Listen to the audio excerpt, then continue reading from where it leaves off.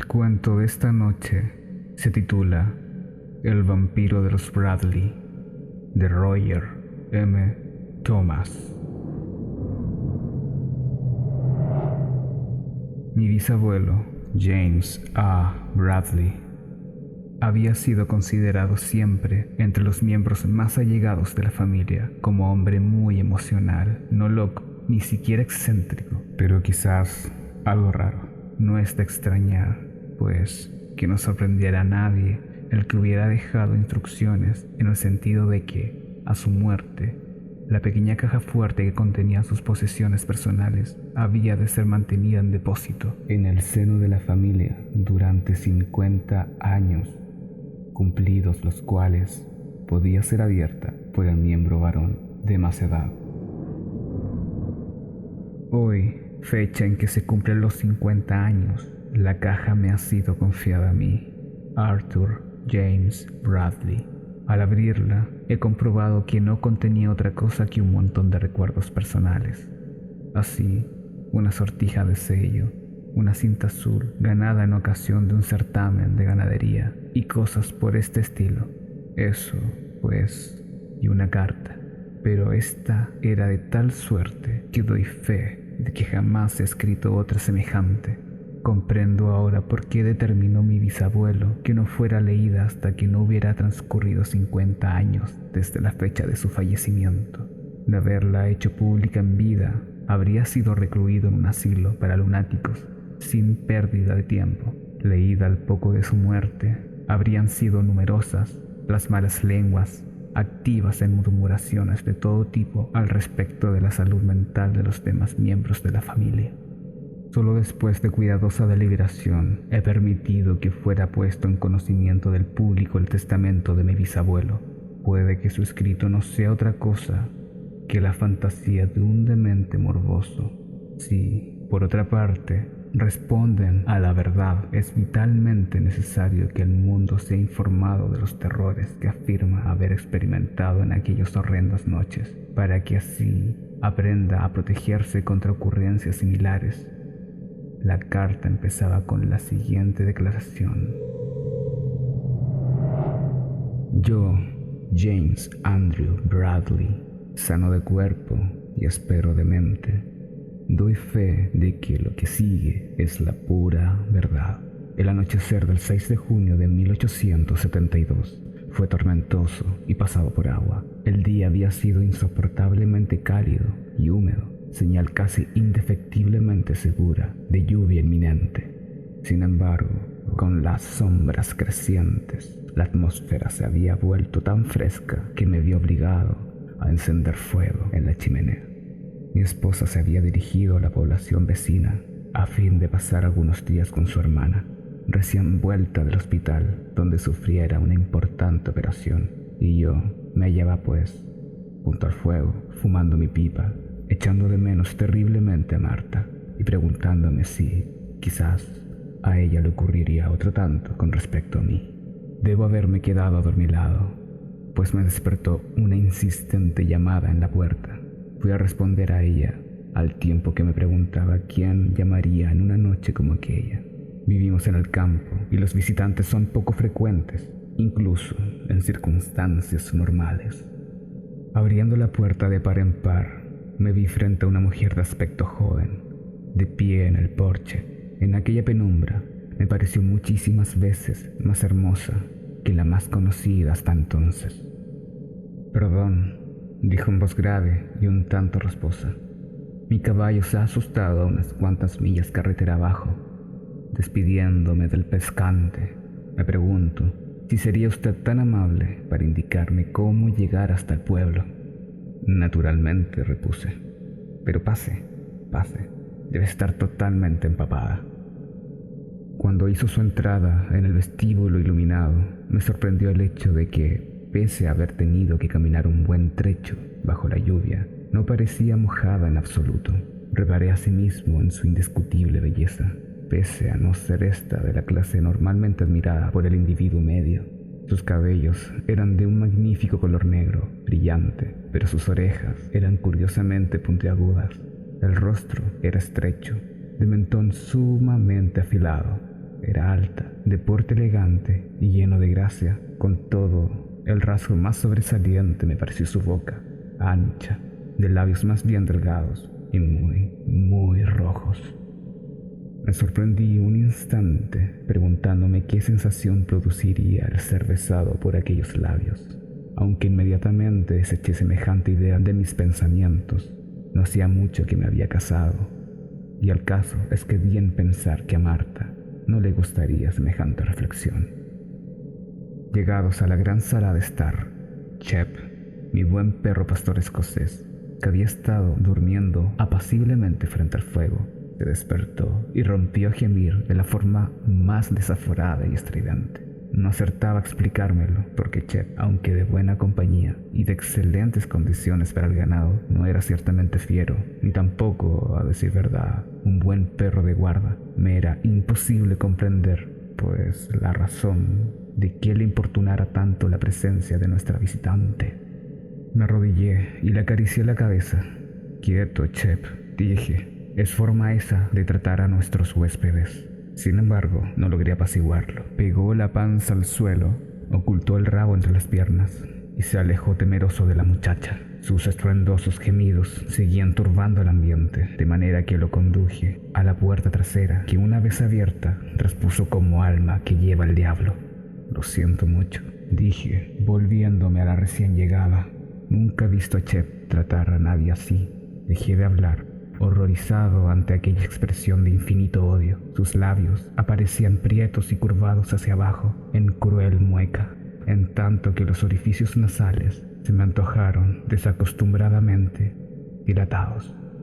Los ojos vueltos hacia el lugar donde poco antes se hallaba Chep parecía despedir destellos azules. Al mirarme, en ellos tuve por un instante la sensación de que contemplaba las profundidades más recónditas del infierno.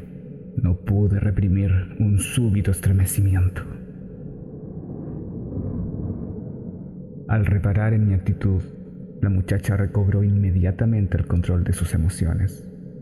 «Me temo», dijo, «que a su perro no le caigo en gracia. Ahora, si es usted tan amable de decirme cómo llegar al pueblo, dejaré de importunarle». Le di las instrucciones precisas, aun cuando insistí en que debía permitirme enganchar el tronco y conducirla yo mismo. Dijo que no, en absoluto, que no hacía falta alguna.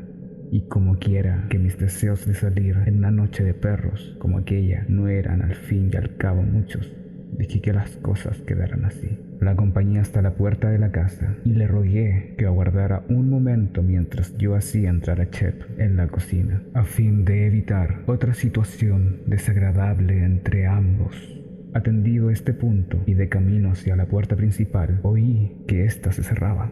Apresuré mis pasos y tomé la lámpara de petróleo que descansaba sobre la mesa de la salita, dispuesto a iluminar por lo menos parte de la senda para facilitar la marcha de la mujer. Me asomé al exterior.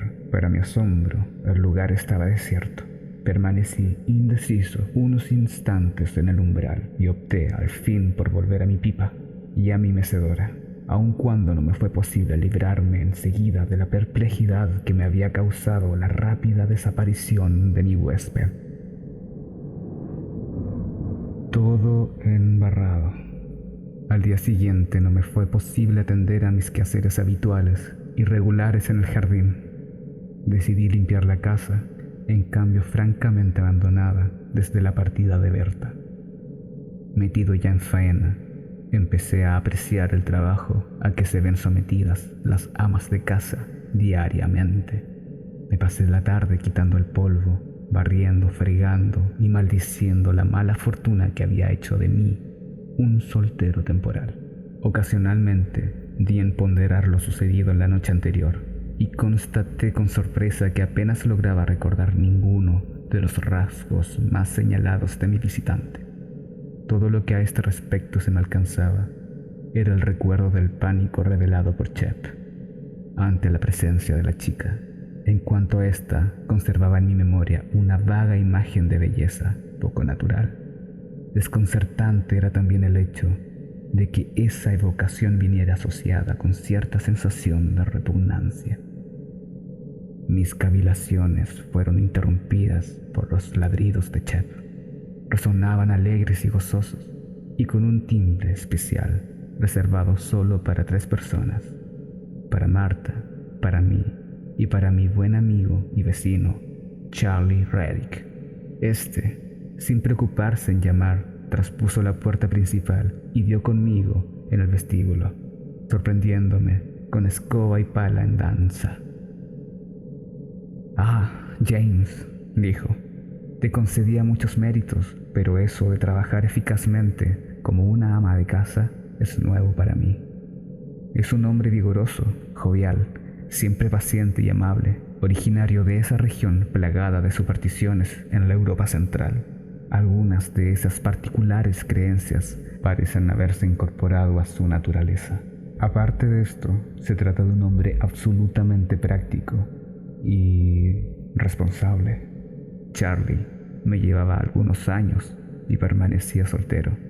Se dedicaba al campo fundamentalmente y le interesaba poco cuanto no tuviera que ver con la agricultura. Sin embargo, aún no sé qué estético había hecho de él nada menos que un coleccionista de mariposas. Poseía un enorme y hermoso muestrario en el que cada espécimen aparecía perfectamente clasificado y meticulosamente pinchado en una caja de escasa altura, cubierta por una placa de vidrio que le hacía estanca. La verdad es que se sentía legítimamente orgulloso del resultado de su afición. Le conduje a la salita y ambos nos sentamos a fumar unas pipas y a charlar un rato. Le hablé brevemente de mi visita de la noche anterior y él me escuchó con una extraña expresión en su rostro. Yo había tratado de hacer de ello pura anécdota, pero el asombro de Charlie fue dejando paso gradualmente al horror, poniendo una nota sombría a la presunta trivialidad de mi relato, al que puse fin sin pérdida de tiempo. Charlie siguió sentado como absorto durante algunos minutos, musitando de vez en cuando: «Vampiro, vampiro». Su actitud me resultó tan desagradable a la postre que no pude menos que interpelarle con cierta rudeza. «Charlie, ¿de qué diablos estás hablando?». Con el asombro reflejado aún en su rostro, respondió: «Amigo James, has sido visitado por el vampiro, esa criatura que no pertenece al mundo vivo, aunque tampoco se cuenta entre los muertos. En Hungría conocí a muchos que habían sido visitados por el vampiro. Conozco sus métodos y formas de aparecer». Me eché a reír en sus barbas. «Vamos, vamos, Charlie, tú no crees en esas cosas, ¿verdad?». «James, James, ¿por qué no has de creer lo que tus propios ojos te dicen? Tú mismo reparaste en sus rasgos. Sin embargo, hoy solo puedes recordar que te parecían puntiagudos, afilados. A más precisión no llegas, señal segura de que contemplabas un ser sobrenatural. Te pareció hermoso anoche. Hoy tu mente lo rechaza por repulsión. Esa es la clase de influencia hipnótica que el vampiro es susceptible de ejercer sobre nosotros. Y si no te basta aún, ¿qué me dices del pobre Chep? Los perros son inmunes a lo que tú llamas tonterías supersticiosas, y Chep no suele asustarse fácilmente, ¿no es así?». Mi amigo continuó: «Te niegas a creerme, ¿eh? Mira, James, el vampiro data de tiempos más remotos que los del antiguo Egipto. Se le encuentra en Asia, en Europa, en las Américas y en todo el mundo. Han sido escritos textos y más textos sobre sus costumbres y su existencia. Incluso hoy, en esta edad que se pretende ilustrada, el caso merece cierta atención. La única diferencia es que en lugar de ser tratado como debiera ser, como ser sobrenatural, son demasiados los que se inclinan por estimar que el vampirismo no es sino una forma de melancolía que induce a determinados seres humanos a experimentar un temor morboso a la luz diurna y una sed de sangre insaciable. Se alimenta, sí, de la sangre de seres vivos. No tiene más objeto que promover en la tierra la lucha entre Satán contra la justicia. Si el vampiro prueba tu sangre, tú también después de la muerte te convertirás en tal, y es así como aumenta su número. Esta larga parrafada, por el de costumbre taciturno Charlie, hizo que me sintiera decididamente incómodo. No sé si fue por causa de sus palabras o por el desagradable viento que se había levantado hacía poco, pero la sensación de malestar que me invadió era evidente. Traté de llevar la conversación por cauces más gratos y le sugerí unas manos de cribbage. Fui en busca de la baraja y, habiendo oscurecido ya, encendí de paso la luz de la salita. Apenas habíamos terminado la primera mano cuando la atmósfera fue rasgada por el más espeluznante aullido de terror que jamás hubiéramos oído a Chet, que correteaba fuera de la casa. Dejando las cartas, Charlie y yo nos precipitamos afuera, sin preocuparnos de cerrar la puerta al salir. Chet se había acurrucado frente al granero, con el rabo entre las piernas. Parecía que intentara escapar de algo. Sus movimientos eran cobardes y totalmente impropios de un ejemplar de su raza. Su desgarrado lamento debía haberse oído varias millas a la redonda. Cuando llegamos junto a él no pudimos ver nada en particular, sí exceptuando una gran mariposa nocturna que revoloteaba por encima de su cabeza. A nuestra llegada pasó por nuestro lado en dirección a la casa. Chep dejó inmediatamente de alborotar, aunque seguía con sus temblores. No lo comprendo, le dije a Charlie. Chep no se había portado jamás así. El vampiro, repuso Charlie con la voz quebrada. La mariposa, el murciélago, la rata, el vampiro puede asumir la forma de cualquiera de estas bestias y muchas más. Amigo James, créeme, estás en grave peligro, no de tu vida, sino de tu misma alma. El peligro, repliqué, tratando de dar ligereza a mis palabras, parece amenazar a Chep. Personalmente, sigo sin creer en tu vampiro, pero al parecer él piensa de otra forma. Charlie, me gustaría que me hicieras el favor de tenerlo unos días contigo. Chep te conoce y aprecia, y me temo que si sigue aquí algún tiempo, puede que algo llegue a asustarlo fatalmente, o a matarlo extrayendo la sangre de su cuerpo, añadió Charlie.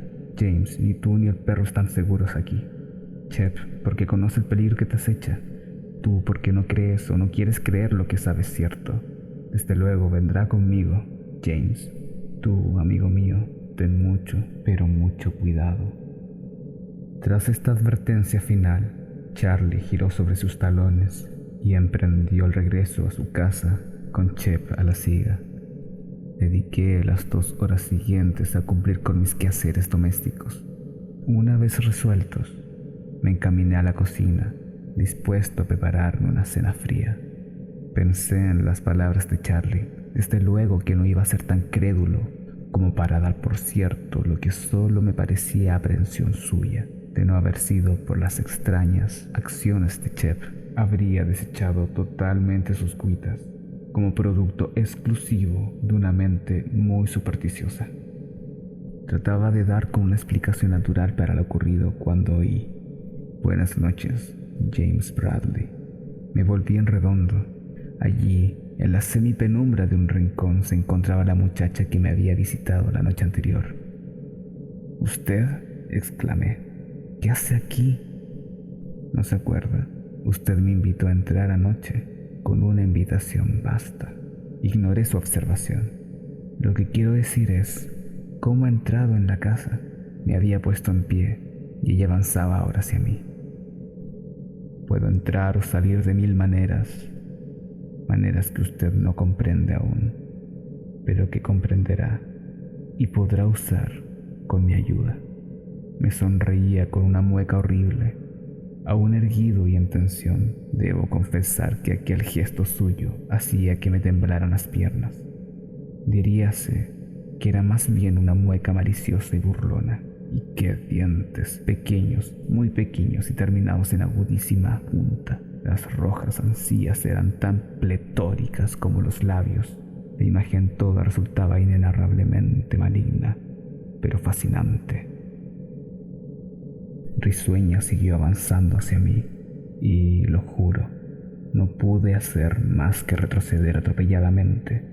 Y al esquivarla, o rechazarla violentamente me habría sido imposible en aquel momento. Mi retroceso fue detenido por la gran mesa de la sala de estar. Apoyé mis manos en su superficie y me quedé como paralizado mientras la muchacha, por falta de mejor nombre que aplicarle, seguía acercándose más y más mientras me decía: ¿por qué me temes, James Bradley? ¿Por qué te alejas de mí? Ven, ¿no quieres entrar conmigo en mi mundo de hermosa oscuridad? Puso sus heladas manos en mis hombros y se inclinó hacia mí. Su aliento cálido, arrebatadoramente dulce, embargó mis sentidos. Una peculiar sensación de estupor fue invadiéndome poco a poco, y me pareció que cada vez tenía menos deseos de separarme de aquella criatura.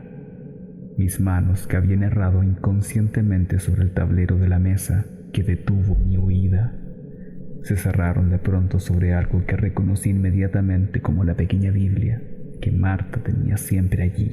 Al contacto de la piel de su forro, un impulso de poderosa energía recorrió mi cuerpo, rompiendo por completo mi letárgica ensoñación.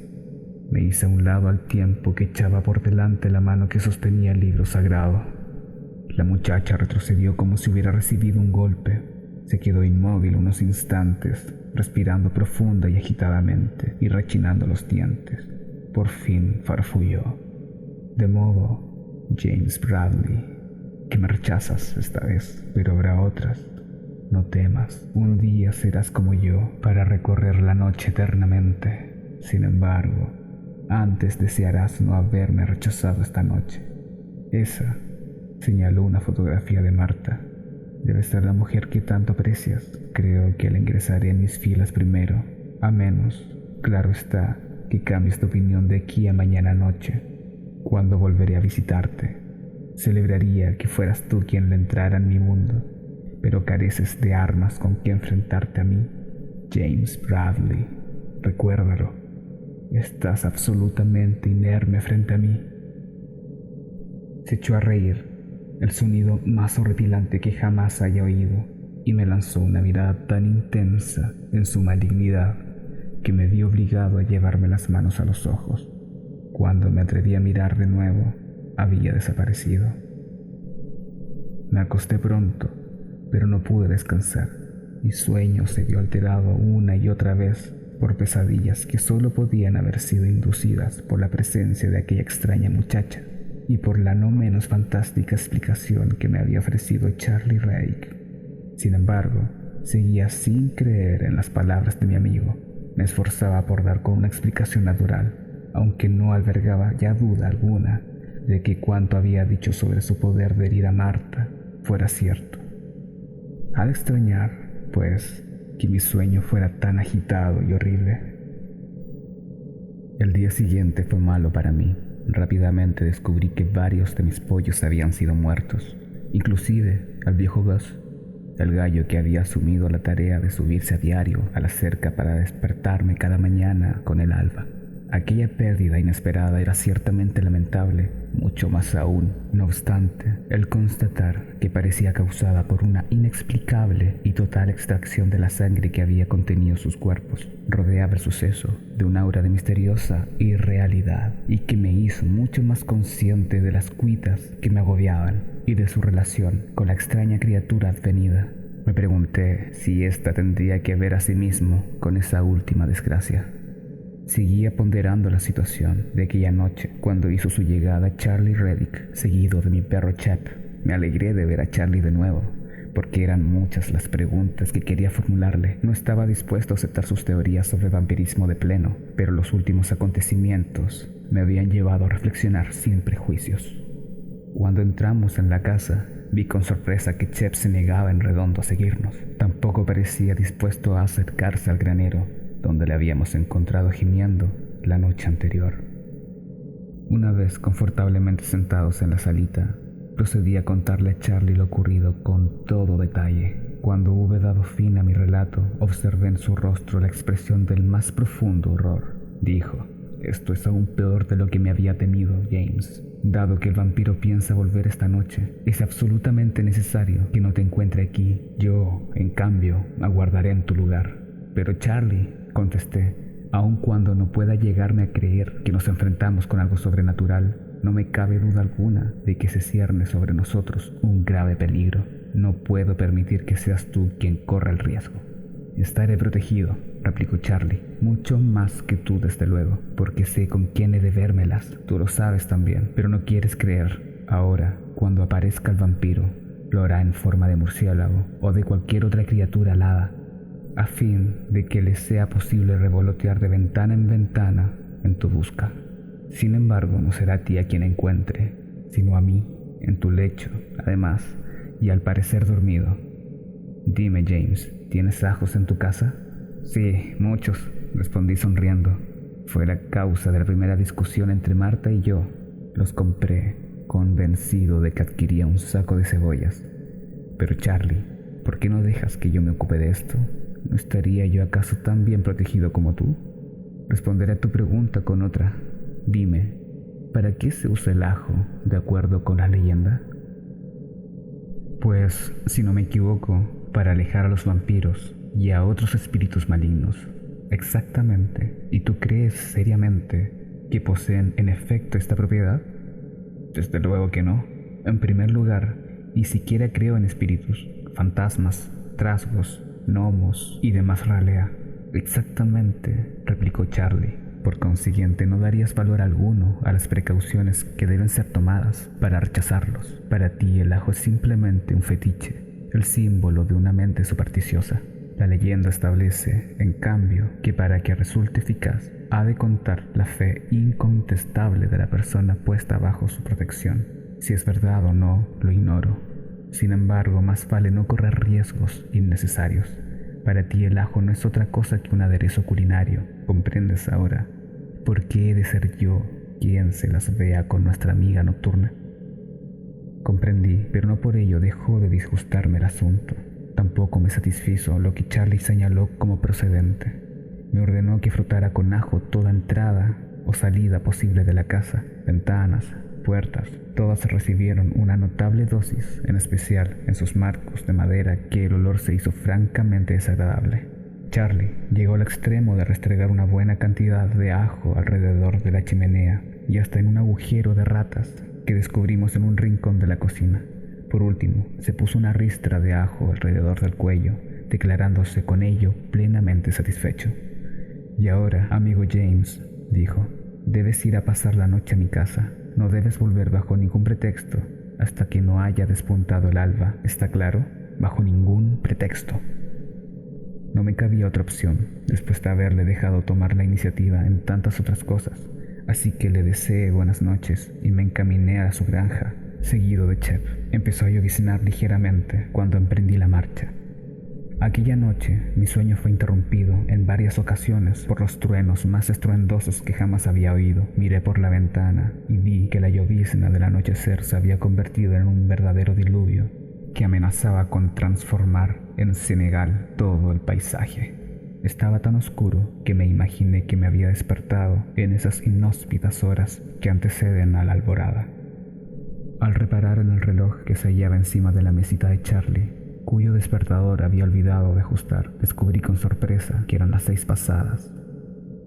¿Cómo? Había amanecido ya una hora antes, por lo menos, y todo seguía oscuro. Me vestí apresuradamente y me dirigí a mi propiedad esperando que Charlie se encontrara bien, aunque temeroso de que no fuera así. Mis temores eran infundados, no obstante, puesto que al llegar a la casa, Charlie se encontraba en la cocina preparando café y friendo unos huevos.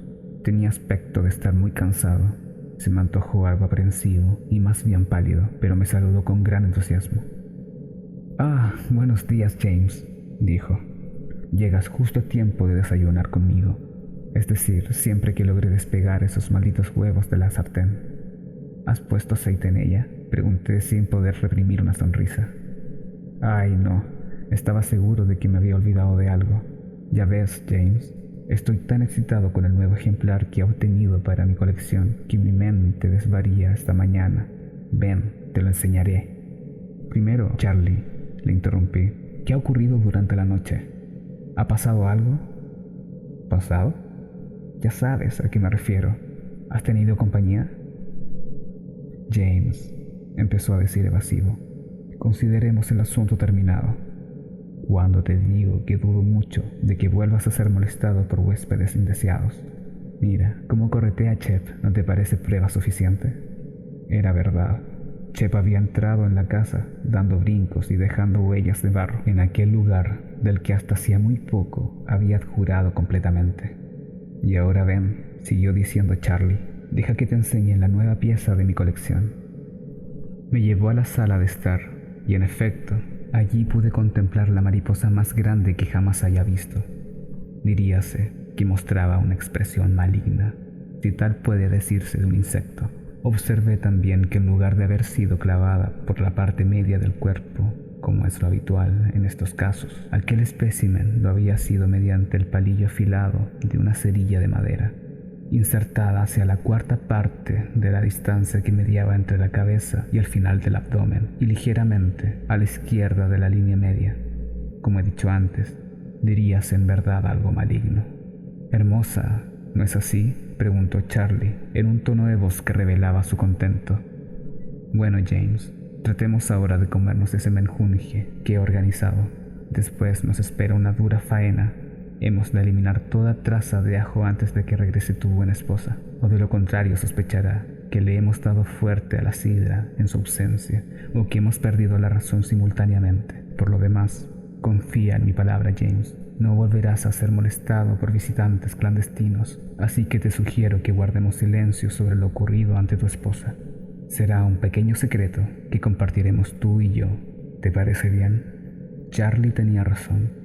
Los acontecimientos que he revelado tuvieron lugar hace ya un año largo, y hasta el presente no he vuelto a recibir visita nocturna alguna. Todo vuelve a ser tranquilo, y Marta ignora por completo que haya podido ser de otra forma. Sin embargo, es preciso que busquemos ahora una explicación para tales hechos, así como para su súbito cese. Propongo dos.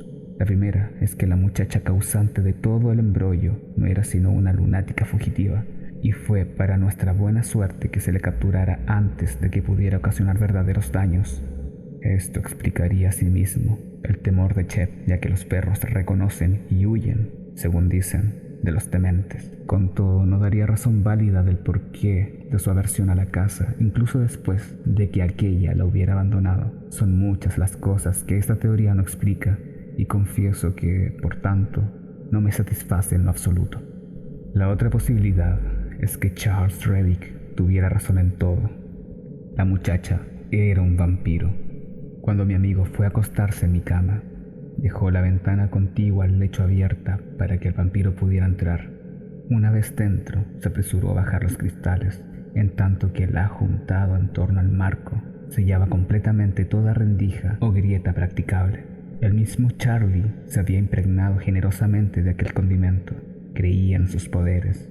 De aquí que el vampiro fuera inerme ante él. Cuando trató de huir no pudo hacerlo, y es probable que cambiara de forma ante el asombrado Charlie, convirtiéndose en mariposa en un intento desesperado por hallar una vía de escape en alguna pequeña grieta. De haber sido tal el caso, sus esfuerzos debieron ser horribles. Era todavía oscuro pese a haber pasado ya la hora normal de salida del sol, de manera que en su frenesí por escapar, el vampiro no reparó en que la noche había terminado. Como quiera que la leyenda nos dice que tal aberración puede operar tan solo entre las horas del ocaso y el alba. Con la llegada de ésta, se esfumó a sí mismo la energía que la sustentaba y cayó a los pies de Charlie, en la forma que en aquellos momentos tenía, es decir, de mariposa nocturna. Charlie la atravesó entonces con una cerilla de madera y fue a colocarla en su recipiente, junto a los demás especímenes de su colección.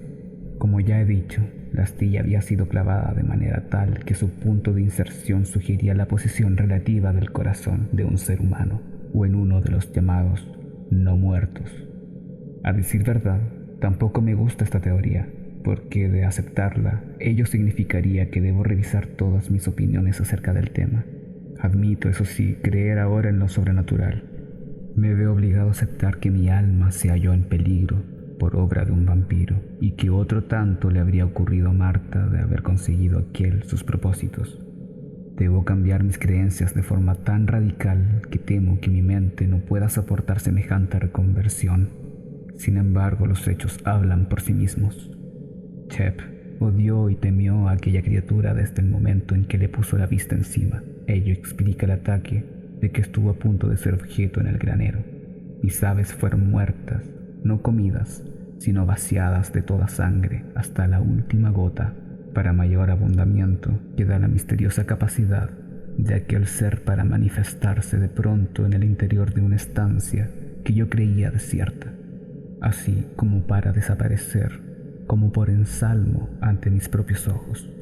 Por lo que a mi segunda teoría respecta, no sé si es correcta o no. Por otra parte, estoy seguro de que Charles Reddick, quien sí sabe a qué atenerse, jamás hablará de ello.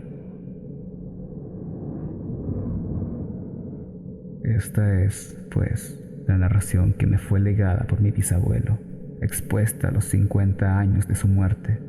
Esta le sobrevino en perfecto uso de razón, a juzgar por las referencias conocidas tras una vida feliz y sin problemas.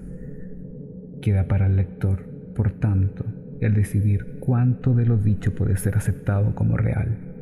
Antes de terminar, me gustaría añadir que Charles Reddick, quien siguió soltero hasta el fin de sus días, murió poco antes que su amigo, a quien legó la mayor parte de sus pertenencias, entre las cuales se encontraba su magnífica colección de mariposas. Estipuló, no obstante, que si aquella colección había de ser destruida alguna vez, debía hacerlo por medio del fuego, total y absolutamente. El precioso muestrario ha permanecido en el ático de la casa del bisabuelo, que ocupamos ahora mi mujer y yo, durante más de 50 años. Por curiosidad, fuimos a por ella y la examinamos. La colección era ciertamente hermosa, si exceptuamos la presencia del gran ejemplar nocturno mencionado en el relato de mi pariente. Como dijera, tenía un aspecto repulsivo y, diríase, extrañamente maligno. Las cerillas seguían su lugar, pero el aire de odio y malevolencia en torno al espécimen se nos antojó incomprensiblemente real. Aunque no somos personas supersticiosas, estimamos que lo mejor sería obrar con prudencia. Poco después, la colección entera había sido pasto de las llamas.